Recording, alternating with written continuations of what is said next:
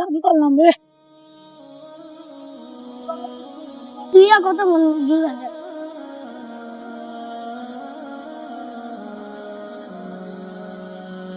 করে কইলাম গাছগুলা পরিষ্কার করছে নাকি দেখাই গে, সামনে শীতের সিজন। থুইয়া তো এখানে বসে আছো কেন? মাহাজন সাহেব কাজ শেষ, জিরাইতাছি। আসলে কাজ করো, রোজার মাস তো, তাড়াতাড়ি কাজ শেষ করে বাসায় যাইও। আগাছাগুলো সাফ করবে। করিম ভাই কি করতেছেন? ইফতারির সময় হয়ে গেছে, এখন আছেন? ভাইজান কিছু ওভারটাইম করতেছি, টাকা জমাইয়া উমরা হজের জন্য যামু আর কি ভাইজান। মালিকে যাইতে আর নাই হচ্ছে, আর তুমি যাইবা হচ্ছে। এমন ভাবে হাসো না, এমন হাসতে হয় না। আল্লাহ যদি কপালে রাখে তাহলে আমার আগে উনি হজে যাইতে পারে। এরকম মানুষকে তাচ্ছিল্য করতে হয় না। মাহাজন সাহেব অনেকদিন ধরে করিম ভাই আসে না। কি বলো? আমিও তো খেয়াল করি না এই বিষয়টা।